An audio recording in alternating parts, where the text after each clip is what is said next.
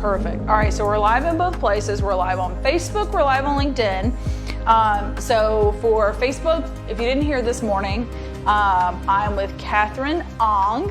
I got it right, third time's the charm. And she's with WO Strategies. And Katherine, you and I met through a Slack channel. Yeah. I'm in SEO, so I'm busy on a couple of Slack channels. There's a couple of really great communities that help troubleshoot some stuff. So yeah. So I'm super excited that we got connected, and I've got like part of kind of what we were talking about in the thread, if you will, to use a Slack term. But part of that conversation came out because you're starting a podcast in April.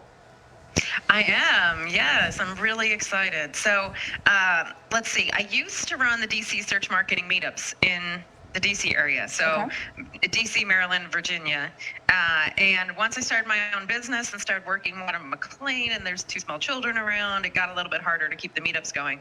But I really miss connecting with smart people. And I think that a lot of us, especially in the SEO space, either are the only SEO inside a team or maybe are doing our own thing. There's a lot of solo SEOs out there too. And SEO is kind of a slog to persuade people to make all the changes, to actually see some impact.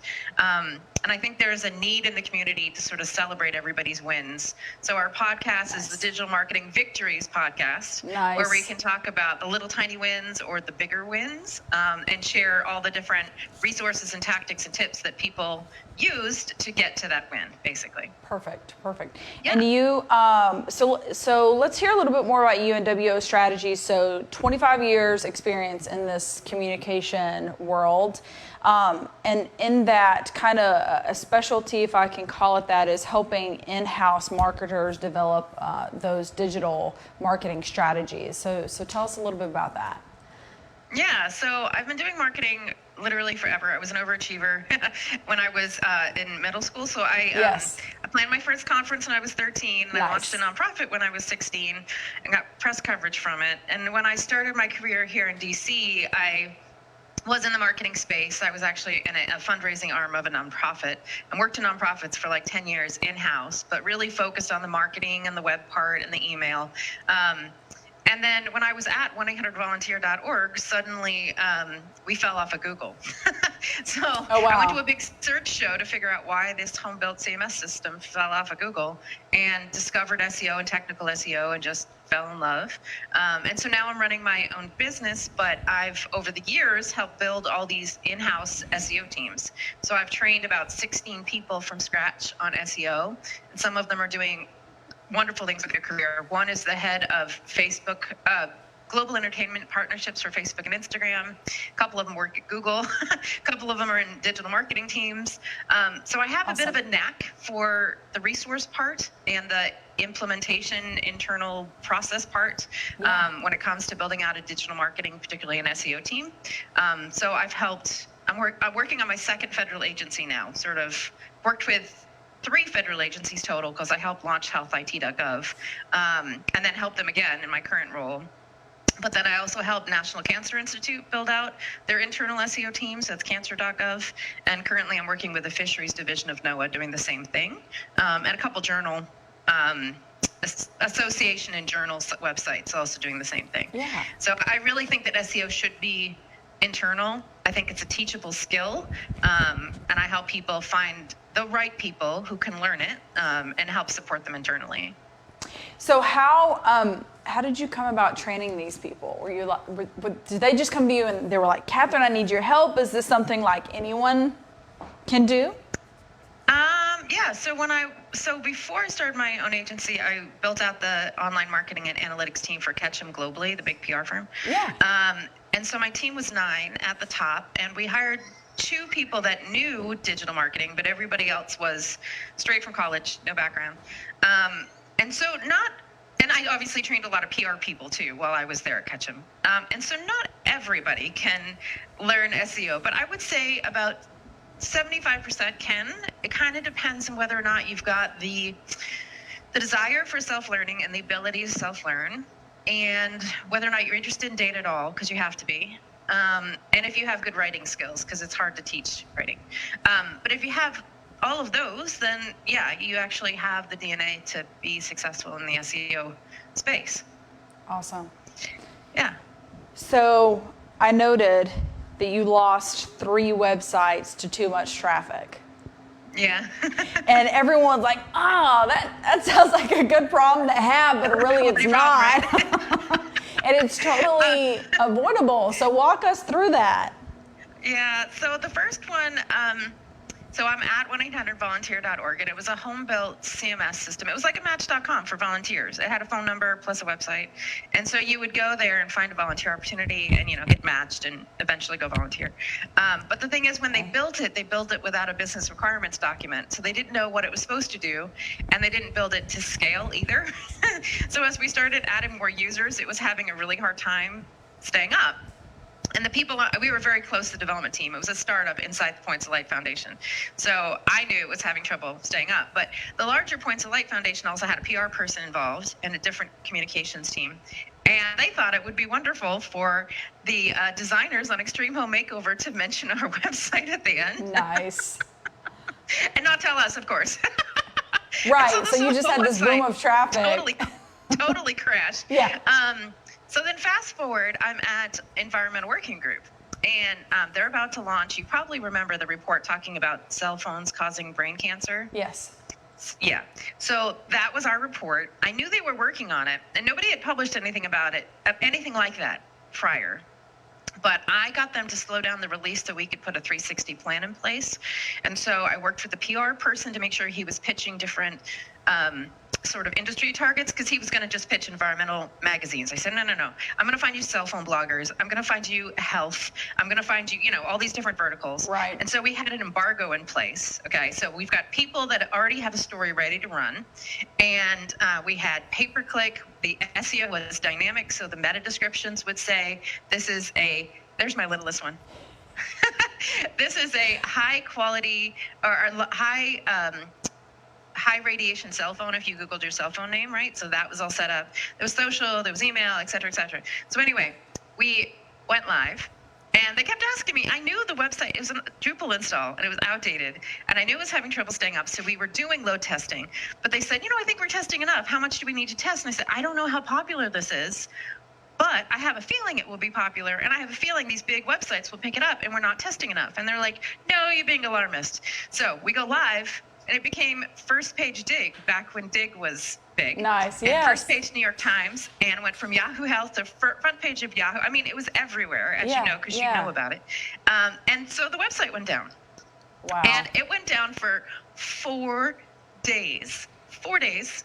And they didn't know what to do. And I said, wait, I know what I can do. So I literally call the server guy from Points of Light Foundation. I get his cell phone number. He's on vacation with his family in Juneau, Alaska, no joke, on a boat.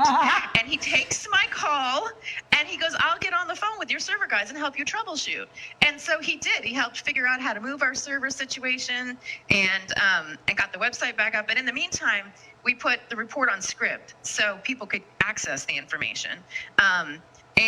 So the website got 1.2 million visitors in 1 month, up from 300,000, and that's with 4 days of it being down after launch. Wow. Kind of intense. And of course, they wanted me to know. They wanted to know, like, how much traffic could it have gotten? I said, well, web analytics needs to load and trigger in order for me to measure that. And if the website doesn't load at all, I can't tell you, unfortunately. Right. Right. So anyway, and then the last time is I was working with New York State of Health, the Obamacare exchange, and we know they've all went down, right? And so I I had a feeling their exchange would end because I was asking for a like a dev version of their site so I could check to make sure GA was loading correctly, that kind of thing. And we're about 3 weeks out, and I'm not totally bugging them for this. And what do I get back? I got back a pencil sketch 3 weeks before launch. No joke, a pencil sketch. I was like, oh, this website's going down. So I got on the phone with a client, and I said, okay, I don't want to scare you, but your website's going to crash on launch. And she's like panicked, and I said, it's okay. It's okay. I have a plan. This has happened to me twice already. So anyway, we used script again, and we pivoted our entire strategy from social media promotion to social media customer service. So I recruited a team, pulled people from Ketchum, put our entire process in place, and our team was on social media handles mirroring the call center. And so we answered New Yorkers' health insurance questions for about 3 months. As the website went up and down. Yeah. So anyway, yes, 3 websites have crashed. Wow. So either if you want a very successful plan, or if you're worried your website will go down, you need help, I can help you. Yeah. No, I love that. And okay, so my mind went in 2 different places, but I want to take you back to something you just said, which was you shifted from social media marketing to social media customer service. Yeah. Mm-hmm. Walk us through that. What does that mean? What's the difference between the two? So what we were going to do is push people to the website on social media to register, right? Which is obviously not the best plan when the website's having trouble. So instead what we did is we had people on the handles from 8 o'clock in the morning till 8 o'clock at night.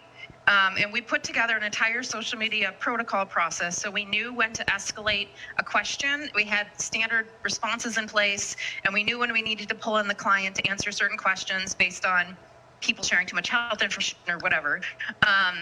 And we had regular stand-ups with the customer service team because they had answers that we didn't sometimes.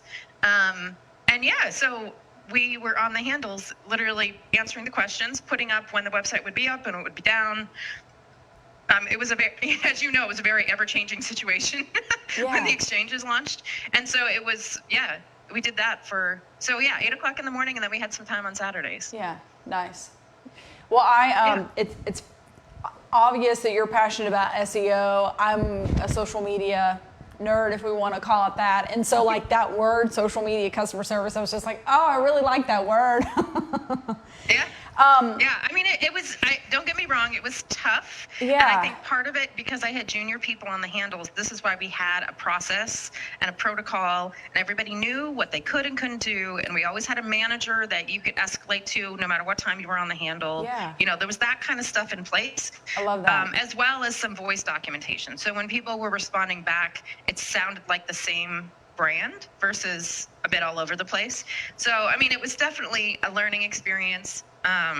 But the exchange was very happy. And then what we ended up doing is I helped them recruit and hire a team. This sounds familiar, right? So I helped them put together the job descriptions, find the right people, interview the right people, and then train them. And then we transitioned the entire social media customer service over to the client. Nice. So something else, and this is more of a, maybe if someone's listening, because I feel like some of our interactions or questions that we get asked a lot are things like, what's the difference between SEO and Google Adwords and things like that? So what is the difference? If someone's listening, they're like, wow, I didn't know SEO had such a tight relation to, me losing my website. How do you explain that to them? Yeah, sure. So there's 2 different teams at Google, and when you're searching, the ads are the stuff that have a sponsored or an ad label, and everything else is sort of the free stuff that's in the SEO pile. So the pay-per-click stuff, you do need to have a different strategy for, and you pay for it. Those are the ads.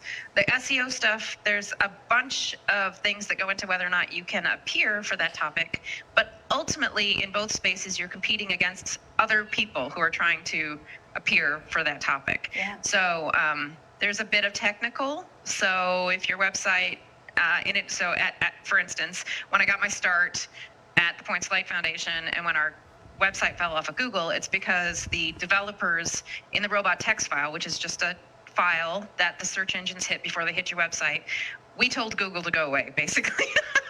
which I didn't know because that was the beginning of my SEO journey. But don't do that. That could result in your website not being in Google. But there's a content piece, there's a promotion piece, and then whether people actively use your website and stay is sort of the UX part is the last piece of SEO for the most part. Yeah. So and it's a little bit more complicated than that, but I always break it down to those 4 big buckets for people to understand what SEO is about. Okay, perfect. No, it was great.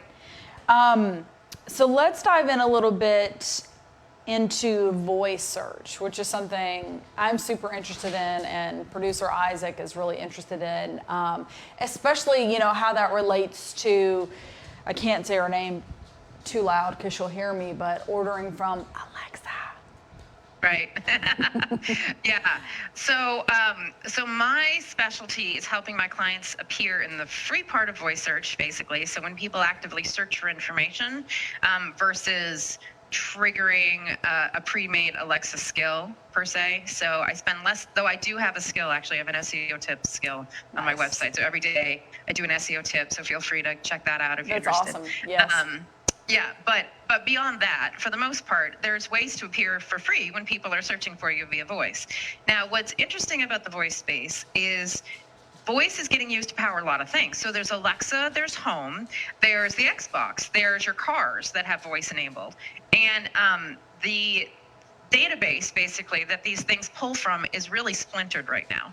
So in the SEO space, if I was just doing a plan for you for SEO, we know that Google's the dominant one. It's like 90%-ish of the searches are Google, right? Well, in the voice space, it's different, interestingly, because Amazon doesn't want to use Google's database. So all of the Alexa-powered things, which include a lot of cars, are actually Bing, which is different. So the optimizing for Bing from an SEO perspective is somewhat different than Google, especially on the technical end. So that's different. You'd have to splinter your work and do part in Google, part in Bing. And then the other part is if you're a local business where somebody wants to find you on maps, right? They literally want to get to your business, and that's what they're asking via voice. Then it's Apple Maps and Yelp, depending on the device. So the first part is like, what are people looking for from you? And then what databases are powering that? So where are they starting their search? What device is it? And then what database is powering the device? And then based on the query, it also pivots. So if they're looking for your phone number or something about your brand, it might be Wikipedia, might be some of those other databases that get pulled through. And then to make the whole thing more complicated, there's no tool to help you with this. You literally get the devices and ask them, and then mark what they say. That's the only way to do it. And then measuring's really tough. So when you appear in voice search, it goes into your direct bucket in Google Analytics. Okay, so there's no separation there. Well, it's a big black hole because direct is the bucket that everything goes into when Google doesn't know where they came from. Right. Okay. Right. So there's multiple challenges with voice. It's not that you shouldn't do it. It's just that the strategy is much more splintered and kind of complicated, and it really pivots based on the client. And then the other interesting part is that in the Google space, if you work on optimizing for different types of information where Google has encouraged you to use schema.org markup, so how to or QA information where you could put this extra markup in the back end, either WordPress via plugin, or there's a bunch of ways of doing it, that could potentially get you an action on your Google Home, which is kind of interesting. Yeah. So instead of getting a developer to build this whole extra thing with extra money, right, you just follow Google's SEO I wouldn't say requirements, best practices, right, to use a schema.org markup. And the benefit is you might get better stuff on desktop and mobile search, and you might get actually used in Google Home. Interesting. Right. I do feel like that's really a shift of where we use Alexa way more than I feel like we think that we do. Just finding ourselves, asking her questions, and especially now what's so interesting is with the current situation, we're all ordering things online more, right? From our groceries to things that we get on Amazon. And so it's just so much easier to say, hey, put this on my list, and it show up at your doorstep. Yeah, and the different thing about Alexa is that they also have, I forget what they call it, but it's crowdsourced answers from Amazon customers. Okay. And so that could be your answer too, which is totally different than Google. Right. Google doesn't have that at all. Right. So again, like, it depends on your target audience, which device they're asking, where they're asking it. Like, is it the car? And what the query is. And then based on that, you create a plan to get in front of them. Interesting. Okay. Yeah. So let's dive in a little bit to kind of what brought you and I together on the Slack channel, which was interpersonal communication, and this winning or convincing others to come along with our plan, to buy from our company, to use our services. So I do want to walk through that and marketing in general. And then, so let's do that first, but then I do want to tie it to kind of our current situation of everyone following the rules, if you will. Yeah, so I think the challenge, especially as an SEO, is that when you're trying to improve somebody's organic traffic, especially if you're coming in from outside or even if you're the only SEO inside, the places you need to make changes are really vast. And so it's a lot of different job descriptions. So obviously you have to sell up, but then you also have to sell over to the developers and convince them to make various technical changes. And sometimes it could be as drastic as this entire way you've built it has to be redone, which I've had to have that tough conversation sometimes. Yeah. But so you have to convince developers to add your stuff into their already really full queue, right? And then you also have to convince the writers, which might be writing for various reasons, that they have to write completely differently because they weren't writing for words people are searching for. They weren't writing as comprehensive as you needed. I've talked to a lot of people that still think you need to write 300 words and that's it. And it kind of depends on the query. Sometimes it could be 2,000, right? So large difference there. You might need to work with the UX person. You might need to work with the social media team. You're definitely working with the analytics team. You don't directly control any of those job descriptions, right? You're not their boss. So there's a lot of persuasion that has to go on. So part of it is being able to talk to your audience in a way where they can understand what you're saying. So either being technical enough when you talk to the developers and maybe not as technical when you're talking to somebody else with a different job description. And then a lot of it is also about predicting as best you can what the change might be if you implement what you're recommending. So anyway, as an SEO, a lot of people learn about the bits and pieces, the levers you need to pull, but I think the SEO community is a little bit less focused in the conference circuit and training people on the interpersonal skills. And I think you're really sunk unless you can figure out the interpersonal skills. And I wouldn't say I'm an expert. I would say that I'm fascinated by it. Yeah. And so sometimes I've been great at persuading people personally, and sometimes I've completely failed. And I think that's almost everybody, especially somebody who's on the consulting side, right? But anyway, I'm interested in gathering from the community all those bits and pieces where they failed or they were succeeded, so we can all learn about the interpersonal persuasion part, which I think is critical to our success. Yeah. So that's where the podcast comes in. It's my own personal fascination anyway, but yeah, that's what we're hoping to uncover in the podcast. Nice. So I'm gonna ask you this for the flip side too, but what is kind of a key thing that you feel led to a loss, where you said you failed and you didn't win all the arguments, if we'll call it that? Where do you feel like it went wrong, and then where do you feel like it went right? Like maybe what's the number one key to convince someone to come over to the good side? Yeah, in my experience, it all comes down to the times I've lost. It was me not doing enough digging into whether I thought I could sell through the idea to whoever the senior most person is in the organization. Mm-hmm. That's good. So on the moments where I thought that I had a good relationship or thought that I could persuade and I couldn't, those are the ones where I failed, and where I didn't have enough cover from somebody above me. So it's really managing up. Those parts have distinctly been the times where things have failed. And it could even be me and my client relationship. So I might have a relationship with a marketing person, which I feel like is a somewhat good interpersonal connection. Yeah. But my connection with the CEO isn't as good. The connection isn't as good. We don't talk the same language. Those have been the ones where they've failed. On the flip side, when I have a really good relationship with the head of the organization and we've really clicked, things go swimmingly, to be honest. And for me, it really comes down to, because of what I do, it really comes down to that senior-most person caring about organic traffic and fascinated with it. If they're interested, if they want to increase it, and they're fascinated in actually knowing how Google's shifting, and they want to learn a little bit from me, it's great. It's like a perfect match in heaven. And when they could care less, that's when it's problematic, I guess.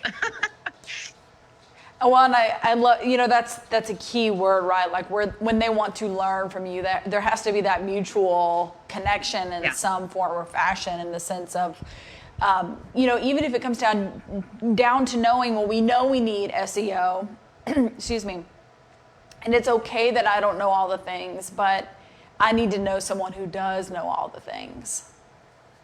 Yeah. Love that. Well, Katherine, thank you so much for joining us amidst children coming in the door and the dog. Right, I know, right? The dog popping in. In our new COVID-19 situation, this is just how it rolls. Right? It is, yeah. So tell us, if someone wants to connect with you or learn more or work with you, how can they connect with you? Sure. My website is wostrategies.com. I'm also on Twitter, Kwatier, which is my maiden name. And you can find me on LinkedIn, Katherine Watier Ong, Watierong. And the podcast is the Digital Marketing Victories podcast, coming soon in April. So feel free to ping me if you want to be on our mailing list for when we announce its launch. Nice. Awesome. Well, thank you so much for joining me, Katherine Ong of WO Strategies. Yeah, thank you for having me on. It's been fun. Thank you. Isaac, I'm going to call on your help to come take us off live while I be attacked by the dog.